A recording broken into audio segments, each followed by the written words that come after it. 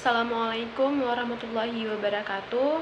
Perkenalkan, nama saya Rahayu dengan NIM 2203 Baik, video ini saya buat sebagai ujian akhir semester dari mata kuliah Hukum Asyara Peradilan Tata Usaha Negara. Jadi di sini saya ingin menjelaskan mengenai 4 hal. Yang pertama itu adalah mengenai syarat dan alasan mengajukan gugatan. Mengenai syarat untuk mengajukan gugatan tertuang pada pasal 53 ayat 1 Undang-Undang Nomor 9 tahun 2004 tentang perubahan kedua atas Undang-Undang Nomor 5 tahun 1986. Pasal tersebut menyatakan bahwa orang atau badan hukum perdata yang merasa kepentingannya dirugikan oleh suatu keputusan tata usaha negara dapat mengajukan gugatan tertulis ke pengadilan yang berwenang dengan yang berisi tuntutan agar keputusan tata usaha negara tersebut dinyatakan batal atau tidak sah dan atau tanpa ganti rugi atau rehabilitasi. Baik, kemudian mengenai alasan-alasan yang dapat digunakan untuk mengajukan gugatan. Berdasarkan pasal 53 ayat 2 Undang-Undang Nomor 9 tahun 2004 tentang perubahan kedua atas Undang-Undang Nomor 5 tahun 1986, pada pasal tersebut menyatakan bahwa ada dua alasan untuk mengajukan gugatan. Yang pertama, apabila keputusan tata usaha negara yang digugat tersebut bertentangan dengan peraturan perundangan yang berlaku. Bertentangan di sini dapat bertentangan dari segi formal atau prosedural maupun material atau substansial. Dan apabila KTUN yang digugat tersebut merupakan KTUN yang dikeluarkan oleh badan atau pejabat tun yang tidak berwenang. Dan kemudian yang kedua adalah apabila keputusan tata usaha negara yang digugat tersebut bertentangan dengan asas umum pemerintahan yang baik atau AUPB. Asas ini dapat meliputi asas kepastian hukum, asas tertib penyelenggaraan negara, asas keterbukaan, asas kepentingan umum, asas profesionalitas, dan asas akuntabilitas. Baik, yang kedua adalah mengenai tuntutan apa saja yang dapat diajukan pada gugatan ke pengadilan tata usaha negara. Yang pertama itu adalah tuntutan pokok, yaitu tuntutan yang agar surat keputusan tersebut dinyatakan batal atau tidak sah. Dan yang kedua adalah tuntutan tambahan, yaitu tuntutan yang berupa ganti rugi dan atau rehabilitasi. Selanjutnya ada 4 jenis tuntutan yang dapat diajukan. Yang pertama itu adalah tuntutan untuk mengabulkan gugatan penggugat untuk seluruhnya. Yang kedua adalah tuntutan untuk menyatakan batal atau tidak sahnya keputusan yang menjadi objek sengketa. Yang ketiga adalah tuntutan untuk memerintahkan tergugat untuk mencabut surat keputusan yang menjadi objek sengketa. Dan yang keempat, tuntutan untuk mewajibkan tergugat untuk membayar biaya perkara pada sengketa tersebut. Baik, di sini saya akan menjelaskan secara singkat skema pemeriksaan gugatan di Pengadilan Tata Usaha Negara. Yaitu pertama itu adanya pemeriksaan pendahuluan, yaitu mencakup dilakukannya pemeriksaan administrasi oleh kepanitraan yang dilakukan oleh panitera di mana gugatan tersebut diajukan.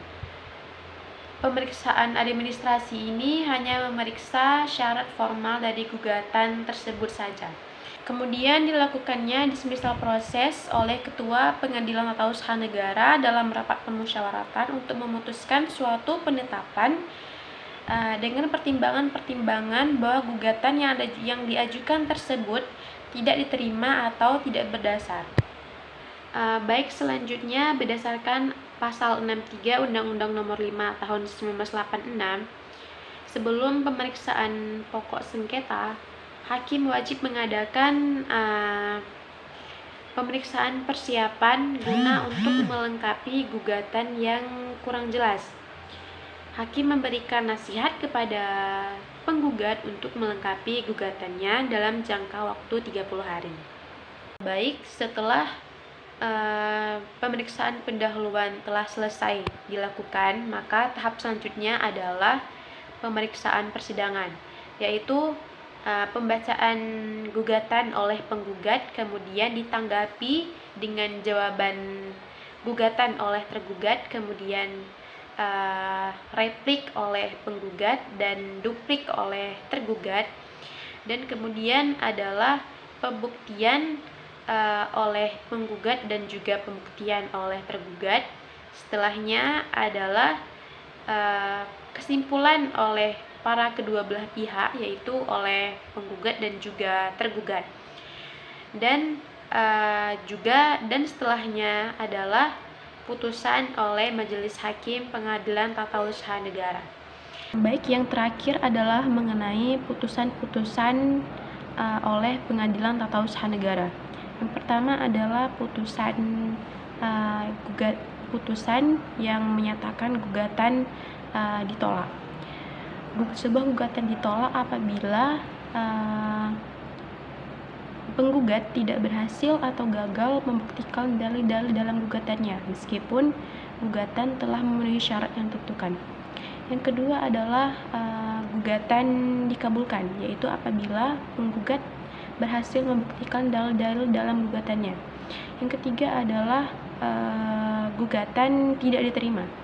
Itu apabila penggugat pada saat membuat surat gugatan tidak memenuhi syarat dan hal-hal lain yang berkaitan dengan pasal 62 Undang-Undang Nomor 5 Tahun 1986.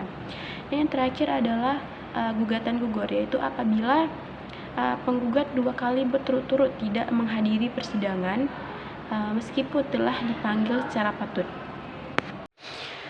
Baik, yang terakhir adalah mengenai upaya yang dilakukan apabila tergugat tidak melaksanakan putusan pengadilan yang telah berkekuatan hukum tetap.